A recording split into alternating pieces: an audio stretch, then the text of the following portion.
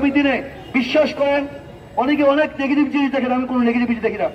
বাংলাদেশ এখন ছুটে চলছে, সত্যের দিকে ছুটে চলছে, উন্নতির দিকে ছুটে চলছে। বাংলাদেশ তার রাইট ট্র্যাক আছে, এই ট্র্যাকে বাংলাদেশ অনেক উন্নত হয়ে যাবে ইনশাল্লাহ। কারণ এখন চাঁদাবাজি নাই, চাঁদাবাজি আর হবে না। যারা চাঁদাবাজি করছেন তাদেরকে মনে রাখতে হবে, শেখ হাসিনার মতো এত দুষ্ট নষ্ট চরিত্রের আওয়ামী লীগকে যখন 16 বছরের মাথায় আমরা হটিয়েছি, আপনাদেরকে কিন্তু 16 দিনও লাগবে না।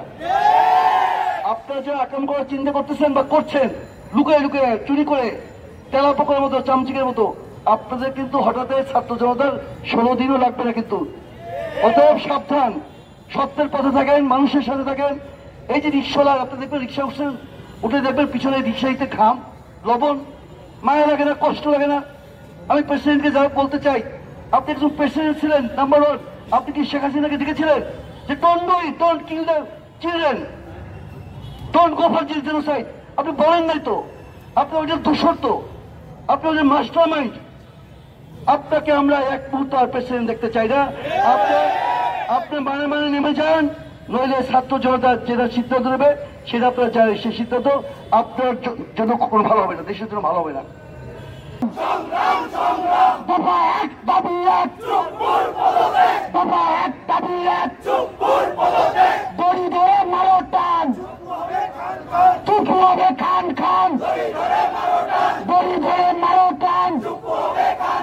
আপনার অ্যাক্টিভিটি কি ছিল আগস্টের 5 তারিখের আগ পর্যন্ত? আজকে আমরা অনেক বসন্তের কুকিলদেরকে দেখতে পাই, যাদেরকে কখনো আমরা রাস্তায় দেখিনি। ইভেন কখনো আমার এলাকায় এমন লোক দেখতে পাই যে এই 15 বছরের শাসন আমলে শেখ হাসিনার বিরুদ্ধে কখনো ফেসবুকে একটি ন্যূনতম স্ট্যাটাস পর্যন্ত দেয়নি।